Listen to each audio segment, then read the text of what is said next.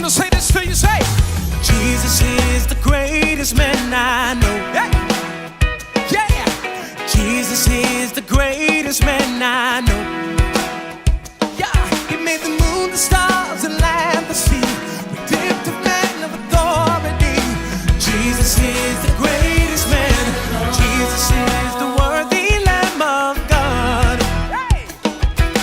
Jesus is the worthy Lamb of God. Check it.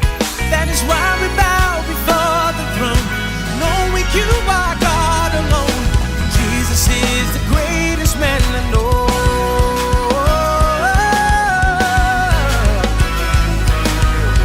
That's a good place to shout right there. Come on, y'all.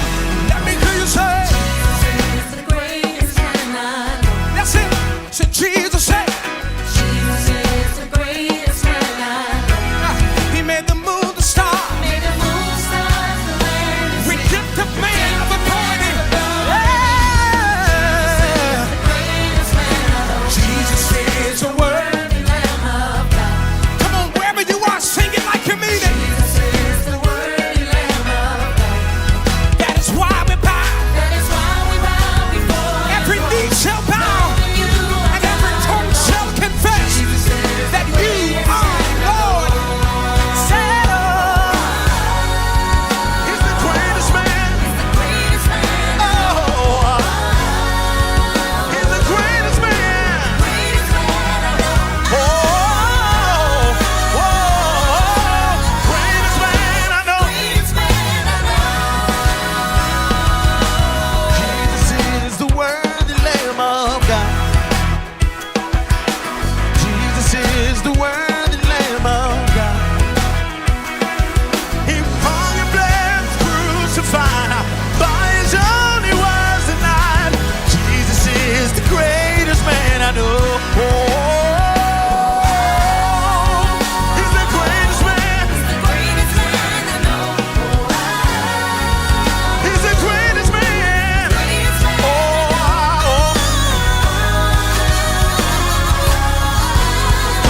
man. Greatest man. Greatest man I know.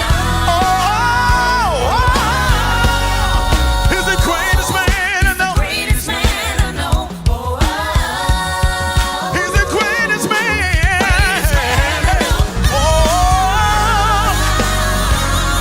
He's the greatest man.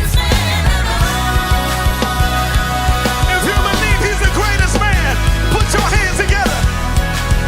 If you believe it, he's the greatest man. Right now.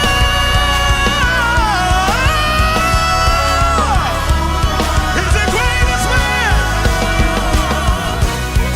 Hey, he's the greatest man.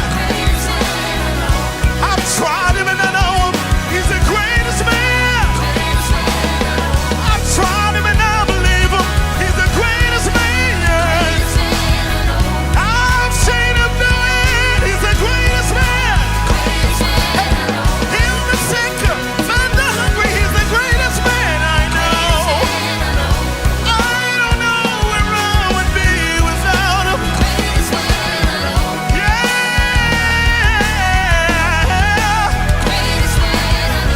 Greatest man I know. Oh.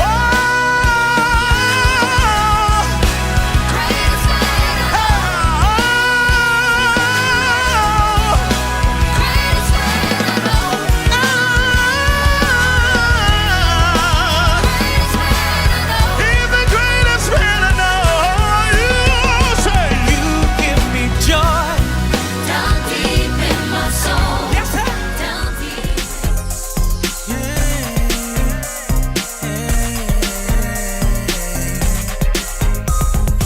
I'm gonna walk by faith, live my life by faith, trusting God all the way. I'm gonna walk by faith, live my life by faith, trusting God all the way. I'm gonna walk by faith, live my life by faith, trusting God all the way. Hello, everyone.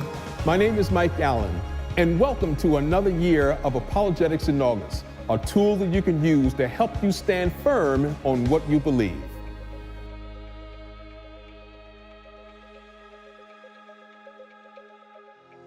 Looking to dive deeper into your faith and grow your relationship with God? Our community at Spirit of Faith Bible Institute wants to invite you to become a part of our community. Our virtual ministry allows you to grow your relationship with God and our community from anywhere. With a great curriculum and a growing base, you can find your home with us while spreading the Word of God. Visit us today at sofbi.org to learn more.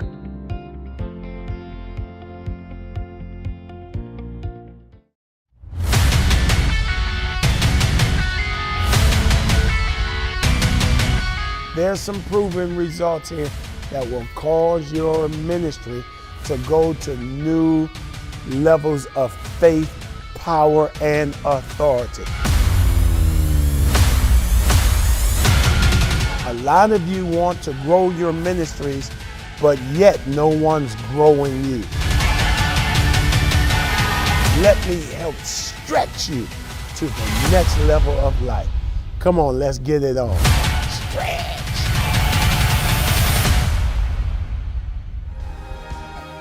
Hello, everyone, and welcome once again to another session of Apologetics in August. I hope you were able to get something out of last week's refresher that we had, where we briefly went over the meaning of apologetics and blind faith versus biblical faith, and is the Bible actually reliable? But as we stated before, you can always go to YouTube and type in Apologetics in August, and of course you can get all of our sessions that we actually had last year, just to get caught up on where we are. But as promised, as we spoke last week, tonight we're planning to turn it up a notch, where we're going to talk about a very controversial topic here, which is science versus the church. You know, it's even amazing that we have to have this sort of discussion in today's society. But you know, Alex, I'm going to start with you, man. Why do you think this is actually important? Why should we even be discussing science versus the church? Yeah, that's an important question. And let me just tell you guys, one, the reason why this is most important is because it affects your children. Your children are learning about biology. Your children are learning about evolution. And that's directly opposed to what they learn in the scriptures. They also are learning when they get to college. Even though they make it through high school, they get to college and they're exposed to atheist points of view. They're exposed to philosophy teachers and everyone that's pushing them away from the faith. And it's based in science. And I feel like it's important for us to understand that. It's important for us as Christians to embrace this topic, because they're framing it as if science is the enemy of the scriptures, and it's not. And so this is a vital topic that we must discuss, and I think is most important. Absolutely. Stephanie, anything to add? Yeah. So when I talk to unbelievers, atheists in particular, they really lean in hard to science as a substitute for God, right? People believe that faith contradicts facts. And that's the opposite of science. People that are intellectuals, they don't want to defy their intellect by just kind of giving way to what they think is fairy tale, right?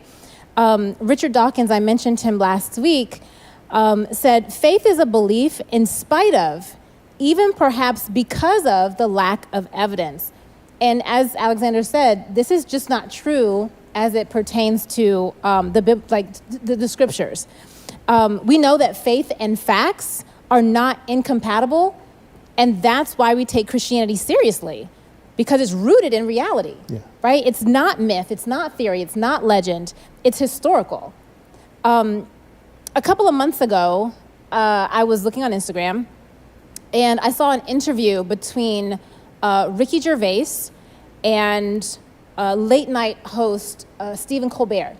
Now, Stephen Colbert is a Catholic, and Ricky Gervais is an atheist. And so they're having this conversation, and I thought it was interesting because, you know, Stephen Colbert pushes back a little bit, but ends up conceding because he doesn't have an answer to what Ricky Gervais is saying. And so I want to show you guys that clip and then tell you what I would have said.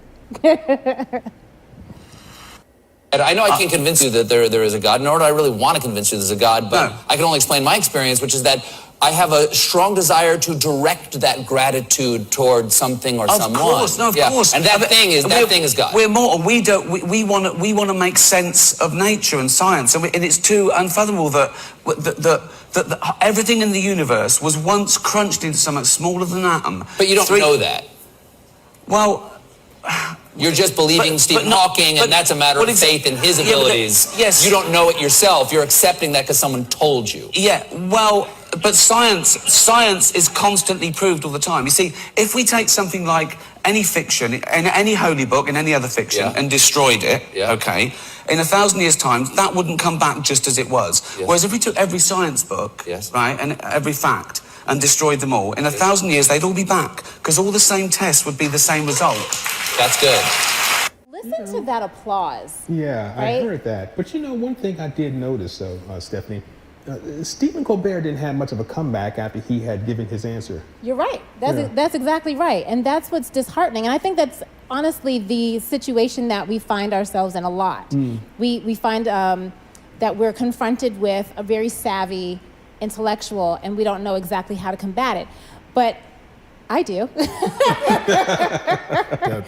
Because when I saw this, I was like, this is the most ridiculous argument. Why? Because it's apples to oranges. Okay, so we already established last week that the Bible records historical events, right? Where Ricky Gervais's argument breaks down is that we don't rely on science to discover historical truths, right? It would be ridiculous to try to use a test tube or a microscope to verify who wrote the Constitution, right? Or whether MLK gave his speech on the Washington Mall, right? Or whether, or who perpetrated the transatlantic slave trade, right? We go to documents, we go to eyewitnesses, we go to artifacts to determine those things, right? Not test tubes. Those things happened, and we can determine when, where, why, and how. Now, as an aside, there is carbon dating, right? That has a scientific element, but we were discovering historical truths long before carbon dating was a thing. So we've already established that that the Bible is a record of historical events. So think about, the archaeological evidence that we have. We have the original writings of the Bible, right? We have chariots, Egyptian chariot wheels at the bottom of the Red Sea, right? We have the ruins of Jericho that scientists have found, despite it being an extremely heavily armed and fortified city, that the walls combusted spontaneously, right? So we have tombs, we have cities, we have plants and landscapes, right? These are accurate details that are in the Bible. So when Mr. Gervais says, let's compare scientific truths and historical truths, it's a false equivalency. And it's one of these logical fallacies that you fall into. Because historical truths are not proven by the scientific method. And let me just add on to that too. Neither is his point.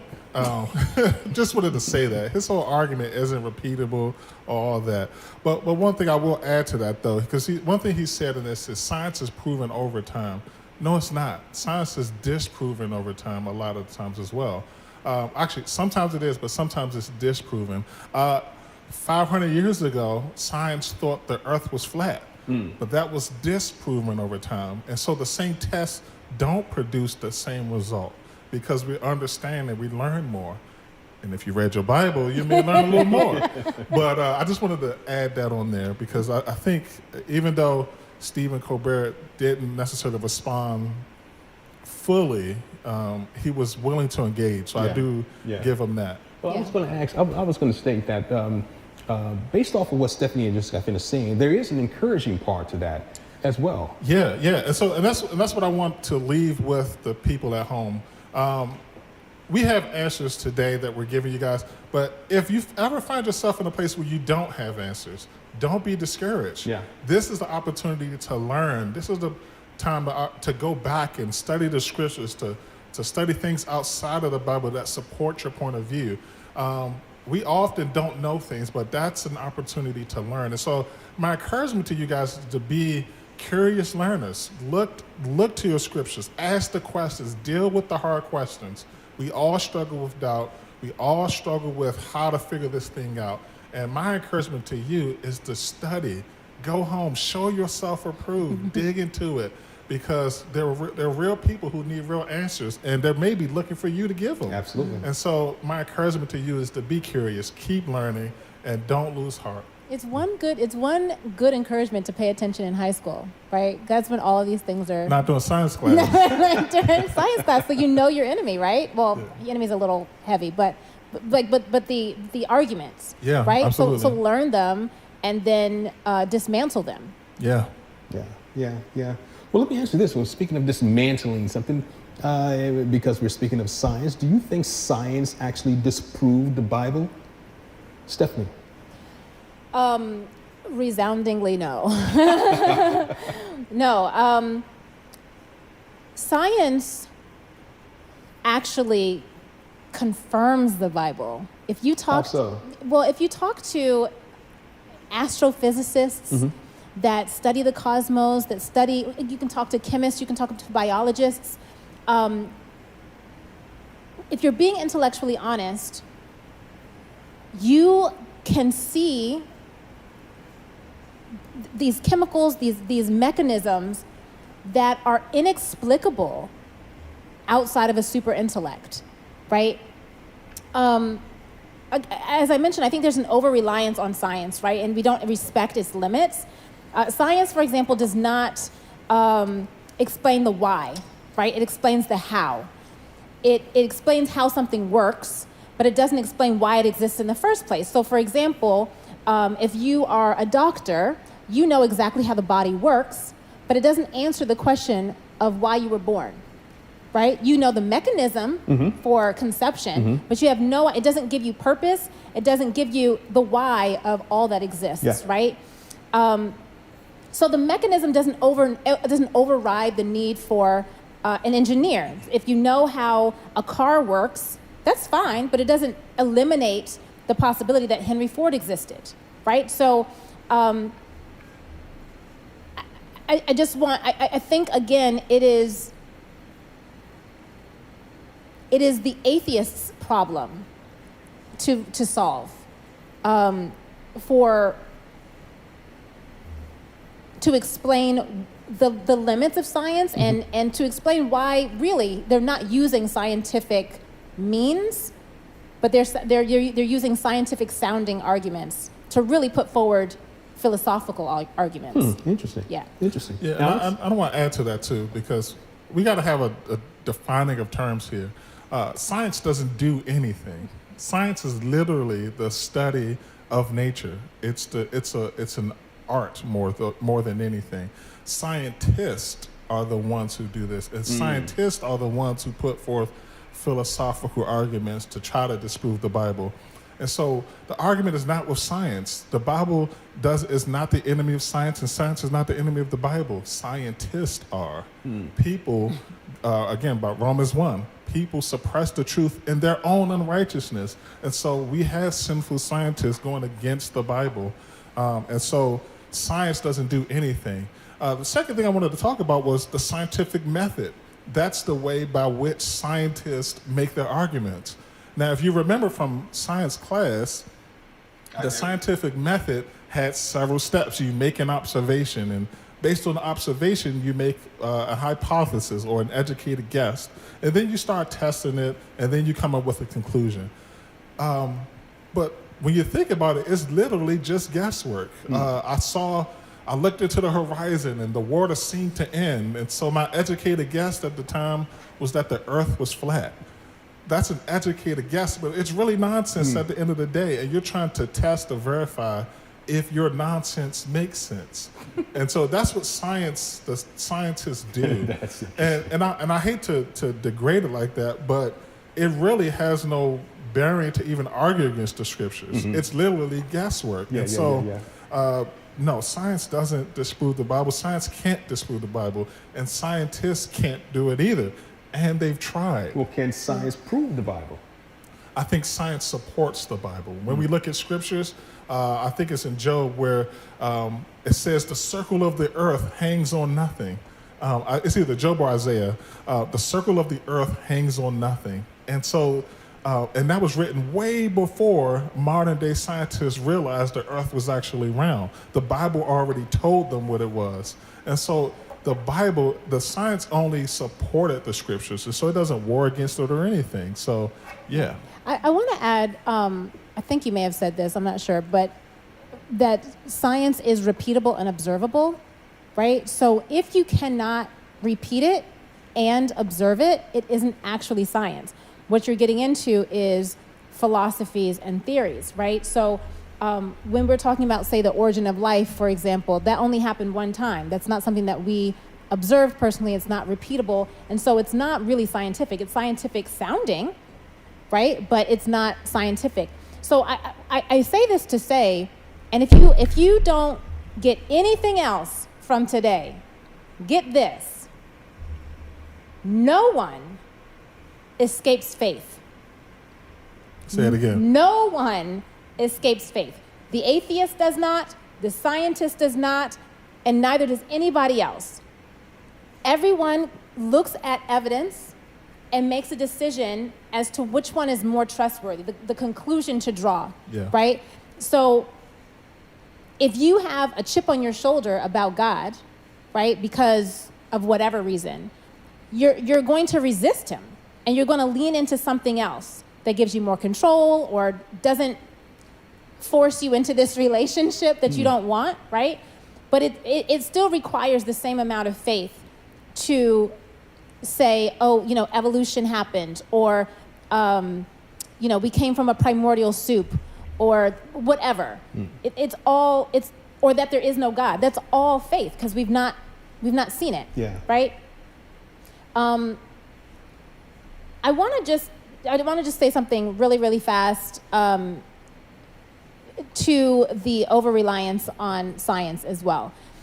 There is a great apologist that Alex and I both really like, William Lane Craig, and he destroys atheists in debates. And in one of the debates, the atheist said, there is no truth that cannot be scientifically tested, right? So all truth is scientifically provable. Okay, well, you already know from this talk that we've talked about historical truths, so you know that that's patently false, right? But William Lane Craig very smoothly says, really, I can think of 5. And I thought it would just be helpful to say them today. One is aesthetics, right? These are things that cannot be. We can say, we can say a sunset is beautiful, a mountain is beautiful. It's aesthetically beautiful and as a truth, without it being scientifically proved in a laboratory, right? Evolution does not account for ethics and morality, why we have them. Metaphysicality, like the existence of other minds, the fact that reality outside of myself exists. These are all rational beliefs that we have without scientifically proving them. And these are the two that I really love, is logic and reason and science itself, right? So logic and reason, those are things upon which science is based, right? You can't analyze something without logic and reason. But how do you scientifically test logic and reason? Science depends on it. So I think... So when I'm arguing with my wife, right, and I say, hey, this logic that you're talking about... is poppycock. Okay, I wouldn't say that necessarily. Okay. But should I use that argument when talking to my wife, or what do you think? I know your wife. That's not a good idea. No. Can you give an example of logic and reasoning? Oh, sure. Okay, so this is a logical syllogism. Okay, so mammals are humans. Okay. Men are humans. All right, and so based on those two premises, we can conclude men are mammals. Right. So those are logical. That's a logical conclusion you can draw from the first two premises. That's logic. Well, that takes us to a whole different dynamic, mammals and men. Answer this one for me, if you don't mind. And I think I will come to, I think I'll come to Stephanie on this one, if you don't mind. How about the Big Bang Theory? Is the Big Bang Theory compatible with the biblical account? I think very much so. So I'm going to take a page out of Alex's book and define what the Big Bang Theory is first, okay?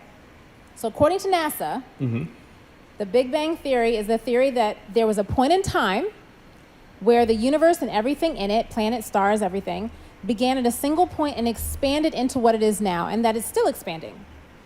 Okay, so what was that single point? It's what physicists call the singularity. Physicists cannot explain it. We as Christians can say that God was that singularity, is when he spoke it, right?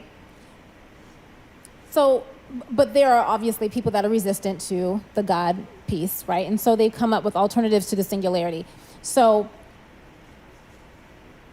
that really actually don't work. They'll say, well, there's a singularity before the singularity, right? But if you do that, then there's a singularity before that singularity, and there's a singularity before that singularity, and so you just keep going ad infinitum, right? So it doesn't really resolve the problem.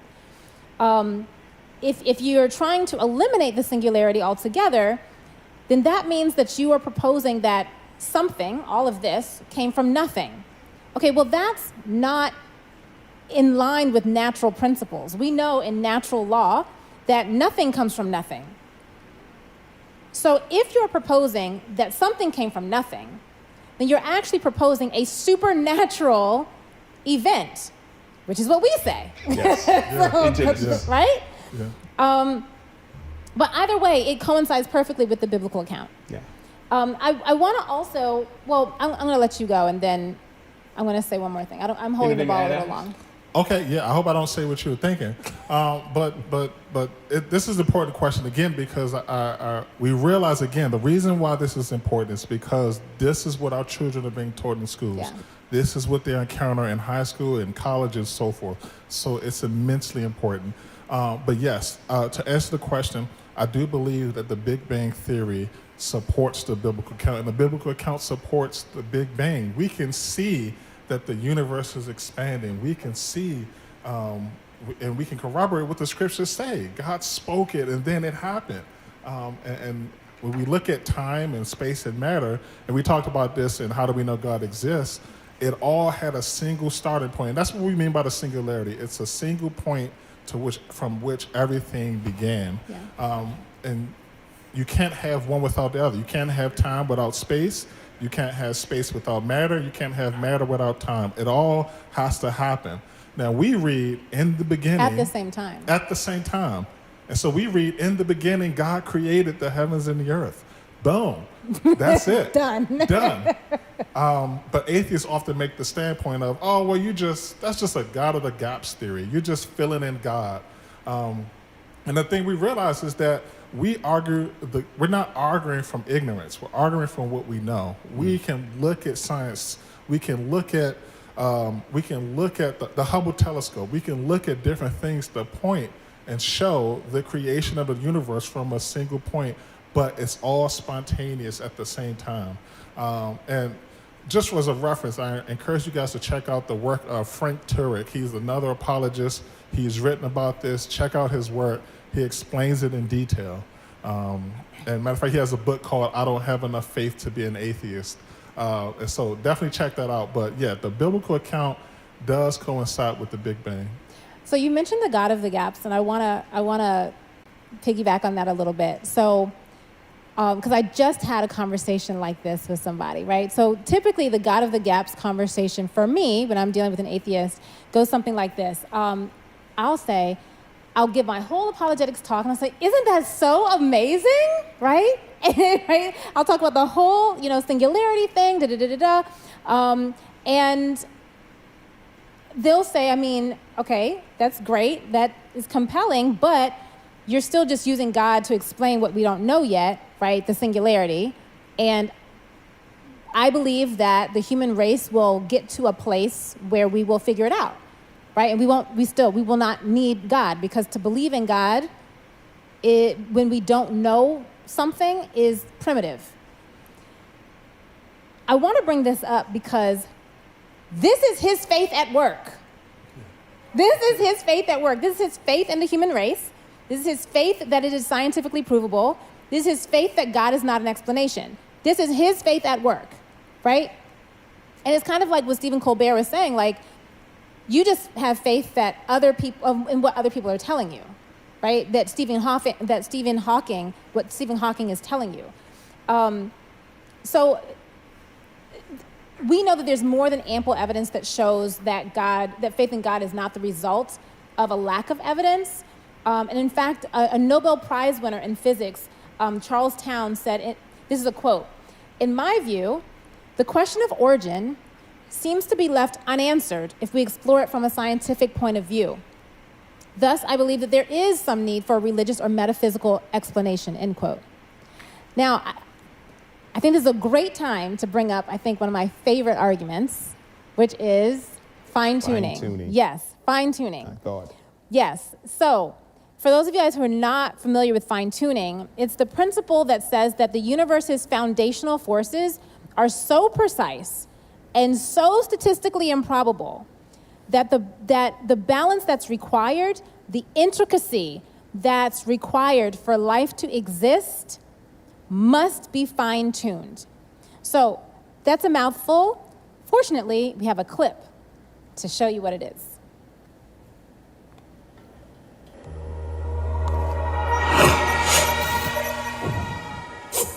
From galaxies and stars, down to atoms and subatomic particles, the very structure of our universe is determined by these numbers. These are the fundamental constants and quantities of the universe.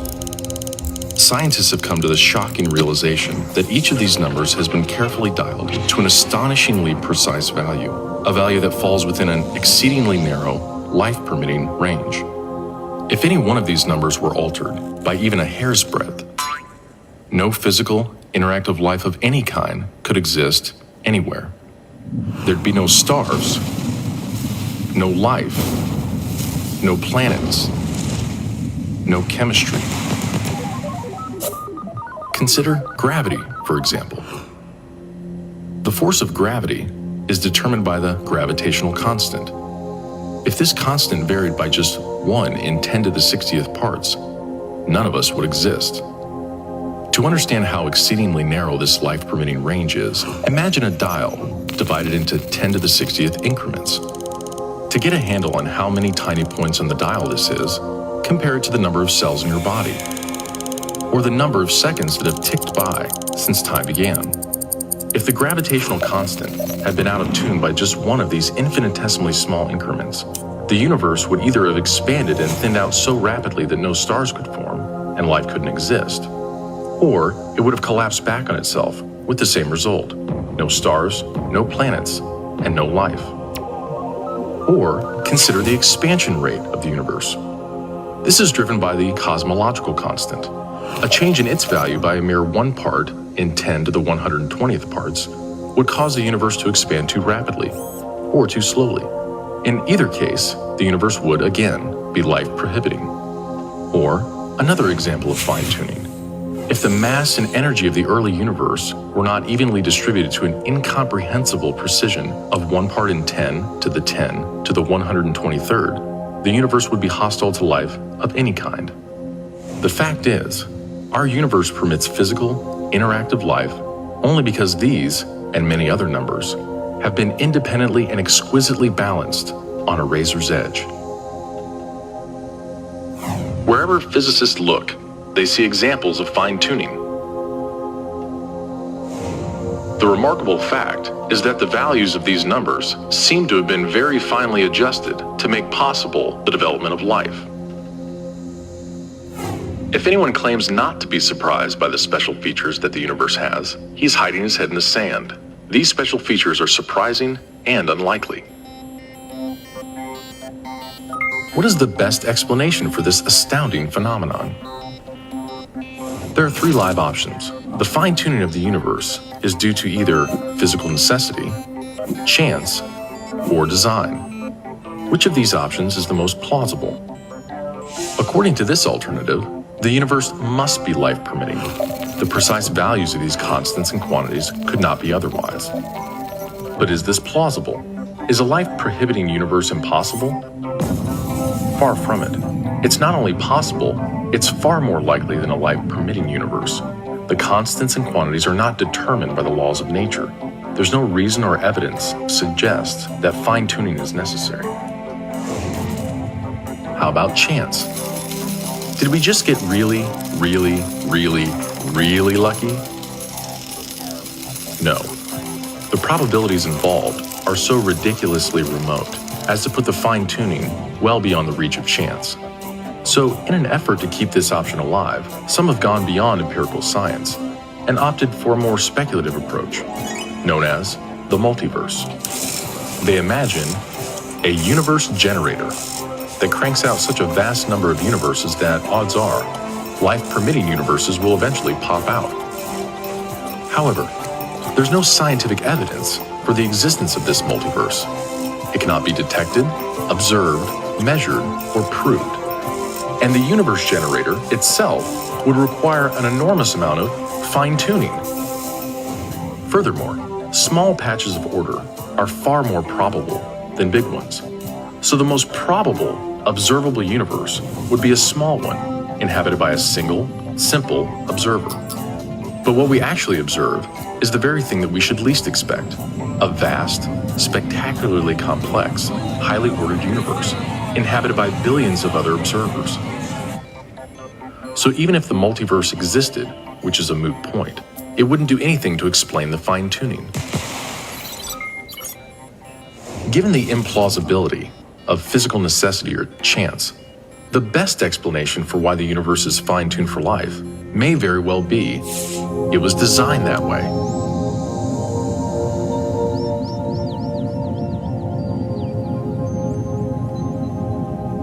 A common-sense interpretation of the facts suggests that a superintellect monkeyed with physics, and that there are no blind forces worth speaking about in nature. The numbers one calculates from the facts seem to me so overwhelming as to put this conclusion almost beyond question. There is for me powerful evidence that there is something going on behind it all. It seems as though somebody has fine-tuned nature's numbers to make the universe. The impression of design is overwhelming. The heavens declare the glory of God. The skies proclaim the work of his hands. Day after day they pour forth speech. Night after night they reveal knowledge.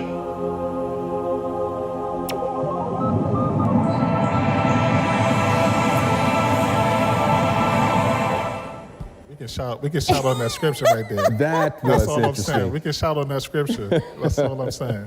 Absolutely. I was recently in Atlanta, and I ran into this guy, and we get into this conversation about the statistical improbability of this and that or whatever, and he says, well, people have to win the lottery.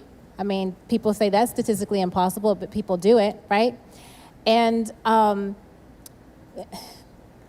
I don't think he really fully appreciates like how statistically impossible. So I know that video had a lot of statistics in it, but I just want to share one more. The second law of thermodynamics, right? So for that to even exist, which we all scientists, we know that this exists, right? For that to exist, it is 1 to the 10th, one part of 10 to the 123rd power. So this is the equivalent of putting a 0 on every particle in the universe. And then it still wouldn't be enough. That is how, like, incredibly small the chances of like complex life existing, or like just the laws of mathematics and physics existing.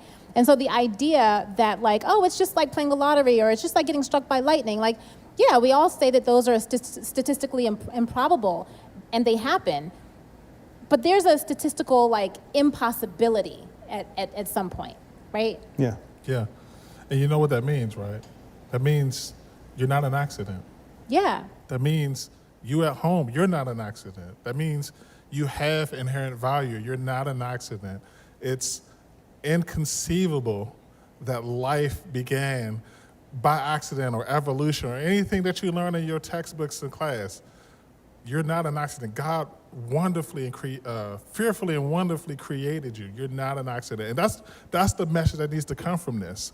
Even though we're digging deep and we're getting a little bit of technical, it's God that had purpose in creation. God had a purpose for creating us. Yeah. And it's because of that we must live out that purpose. We must find and anchor our existence in the scriptures. And that's what we're encouraging you to do at home. You're not an accident. Remember that. Think about that. Don't forget that. You are not an accident. You're valuable. God made you on purpose to accomplish his will, so do that. But I just wanted to say that real quick. Yeah, it deserves saying. Well, you know, interesting point. Yeah. Interesting point, and I'll come to you with this probably the last question that we'll have for this evening. You had mentioned evolution. As a Christian, can we believe in evolution?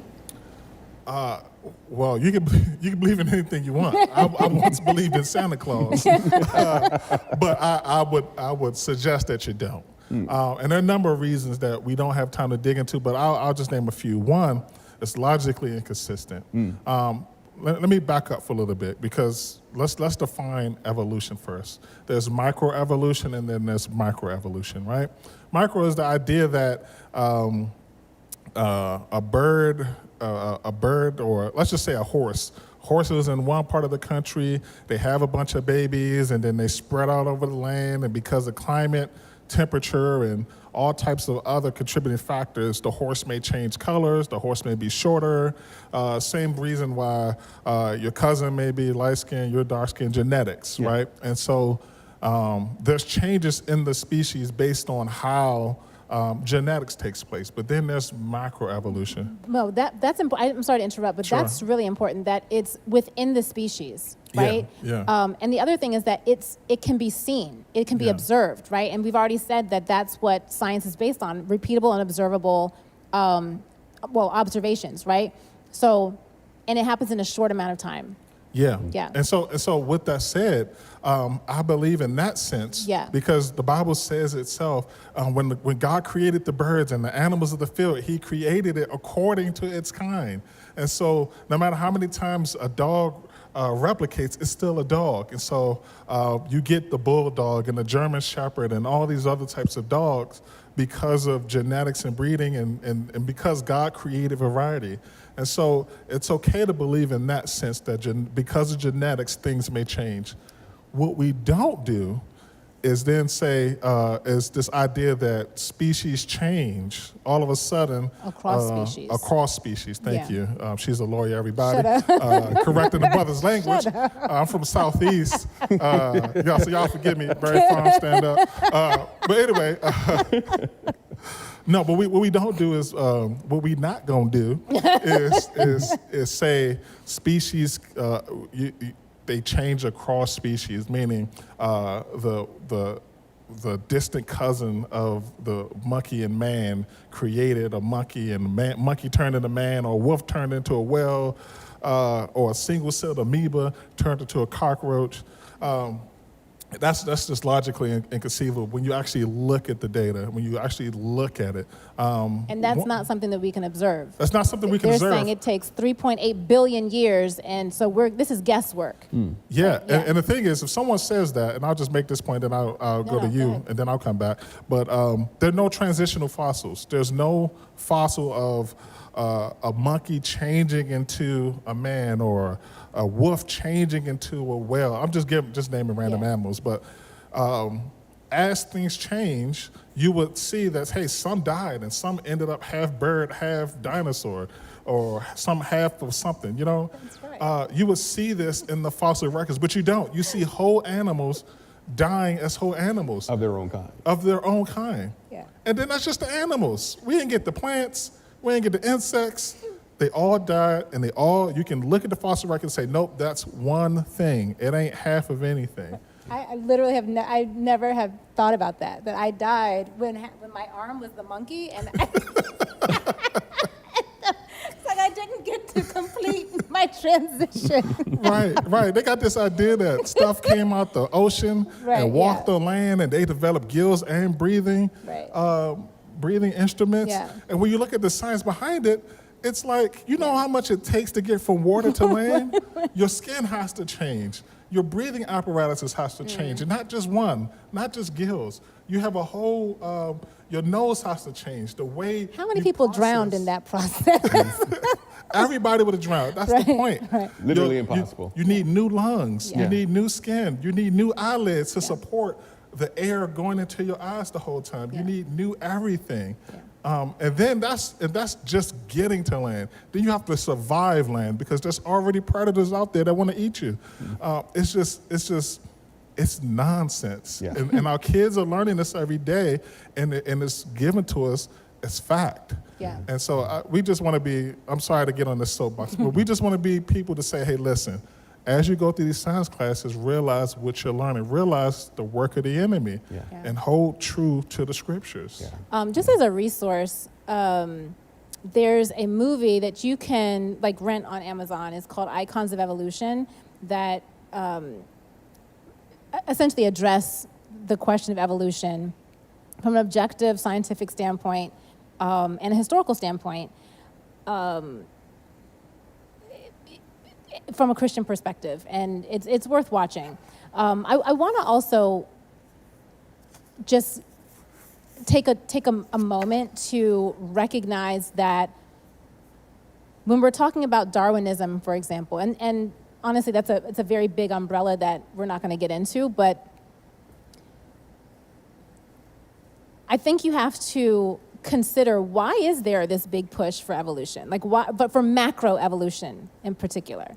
And, there are books and studies that suggest, based on Darwin's own writings, that this was sort of a scientific excuse to legitimize racism. So in Darwin's book, The Descent of Man, you can look in the table of contents even, it's the very last chapter, I believe, where it talks about the races. And so essentially he concludes very predictably that, the white race is superior to all other races and refers to every other race as savages. And so this is something that, becomes very convenient and sounds scientific the way that he's putting it. And so it gives relief to the moral quandary of, disenfranchising people of color or dehumanizing people of color, while also saying that you're Christian. You can now say, well, this is the way that God ordered it. So just keep in mind that there are some philosophical, politically expedient, personally expedient reasons for why maybe this is pushed. Another thing, just on that note. And another thing. Well, and another thing. And another thing. That's how you talk to them. And another thing. Another thing about that is that Darwin himself said, since we're on the subject of evolution, Darwin himself said, hey, listen, if you don't find any transitional fossils, if you don't find any, I think he called it trans-species migration, my work is done for. It's not true. It's unequivocally not true. And people know this, but you don't hear that reported. You hear scientists a day after day. And I used to be a Discovery child. I love to watch the Nature Channel, Planet Earth, and all that. Every time you listen to it, they talk about evolution as if it's a fact. And then you see that y'all saw the video, the beauty that exists in the earth, in the universe, the beauty that exists in the earth, the beauty of the animals and the things we see. They think that's all by accident. And it's just, to me, it's just nonsense. The heavens declare the glory of the Lord. And Romans 1 says, they suppress the truth in their unrighteousness because what may be known of God has been revealed to them. But they just suppress it. So it's just unfortunate for the whole thing, Yeah. I want to speak specifically to the origin of life theory. And I want to just define that for us a little bit. It's the idea that life had a non-miraculous, like that language is very purposeful, right? That life had a non-miraculous, spontaneous beginning sometime in the distant past, and that the generation of life began from inorganic matter through some chemical process, right? And again, this is not something that we've observed ourselves. It's not something that's repeatable, so it's not something that's science, right? It's outside of experimental scrutiny. But there were objections to this even, centuries ago, right? There's something called biogenesis, which is the idea that, in the natural world, life comes from previously existing, life comes from previously existing life of its own kind, right? So like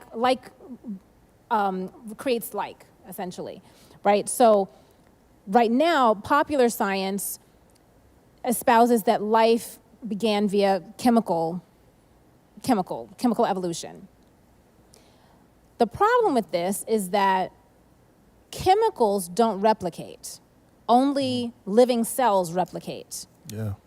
So for evolution to have taken place, you have to solve the problem of the very first living cell, right? Which they don't claim to exist, right? They just assume. Right, they just assume. They're saying that that it came from chemicals, but that's problematic, right? So even if biological life could come from chemicals, where did those chemicals come from? Yeah. Right?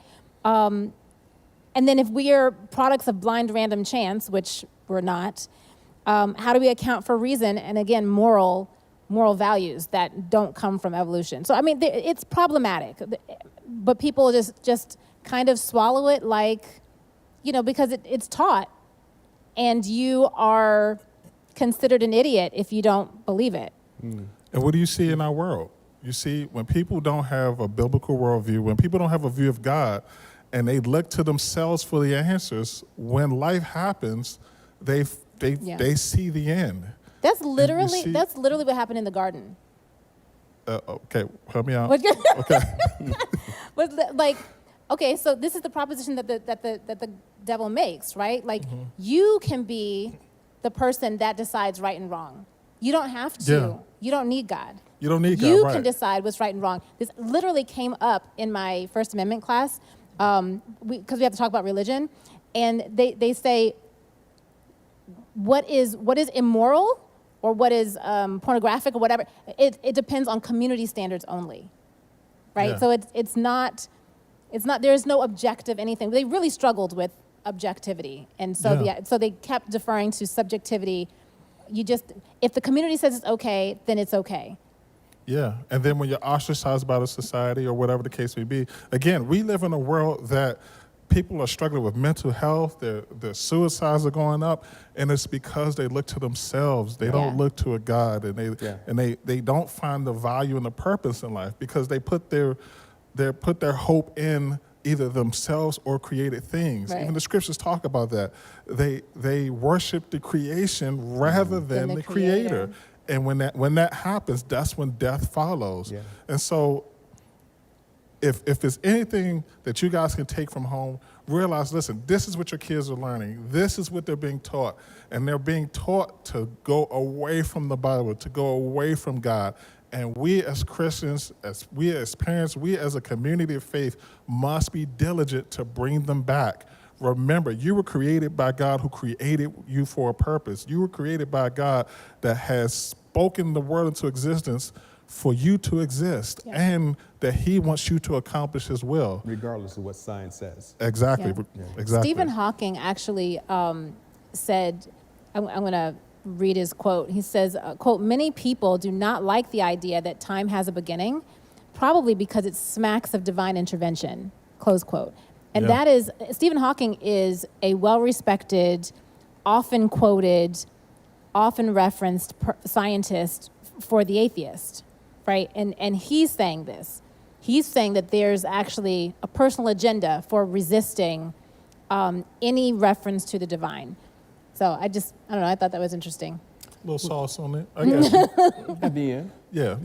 Well, this was good, guys. This was good. This was very, very interesting. As I mentioned, this is a very controversial topic, but I think it was definitely needed for this audience because of who we are and what we believe. It's important for us to have as much information as possible because, regardless to what scenario we find ourselves in or what conversation we have with someone of another faith, this is important to be able to have some sort of information inside of our bag that we can actually pull out on and stand on. So I thank you. I thank you guys so very much again for your time and your supply. We will be coming back next week, and we have an even more controversial topic that we will be discussing, so I'm looking forward to that as well. And if you don't know Jesus Christ as your Lord and Savior, receive Jesus Christ as your Lord. Romans 10:9 outlines it out for you. If you haven't received the Spirit of the living God, He is there waiting and will receive you.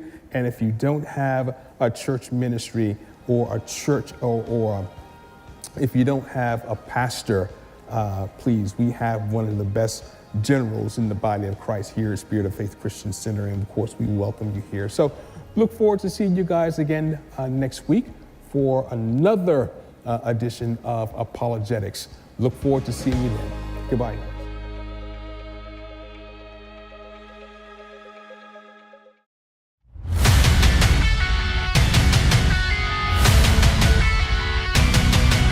There's some proven results here that will cause your ministry to go to new levels of faith, power, and authority. A lot of you want to grow your ministries, but yet no one's growing you. Let me help stretch you to the next level of life. Come on, let's get it on. Stretch. Thank you so very much for joining us in this segment of Apologetics. Prayerfully, something was said that will help you stand firm on what you believe. We look forward to seeing you next time. Looking to dive deeper into your faith and grow your relationship with God? Our community at Spirit of Faith Bible Institute wants to invite you to become a part of our community. Our virtual ministry allows you to grow your relationship with God and our community from anywhere. With a great curriculum and a growing base, you can find your home with us while spreading the Word of God. Visit us today at sofbi.org to learn more.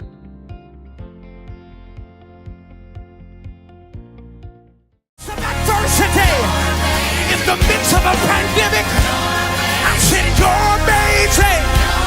You've been my provider. You've been my sustainer. Father, I call you amazing. Father, I call you amazing. When I had nobody, you were the only one that for me. I call you amazing. I call you amazing. I said he's my keeper. Said my sustainer. Said my strong tower. Said he's my ruler. Yeah, yeah, yeah, yeah, yeah. Yeah, yeah, yeah, yeah, yeah. Oh, I said you're amazing. Said he's never left me. Said he's walking with me. I said he's talking with me. I said he's telling me that I'm a child of God. Said you're amazing. I said you're amazing. No. Somebody lift that up and say no. No one compares to you. Yeah, yeah. No one compares to you. Last time you declared it, said no one compares. No one compares to you. I dare somebody to shout, God, you are amazing. We've sung about it. Now let's give it to him. Open up your mouth and bless the living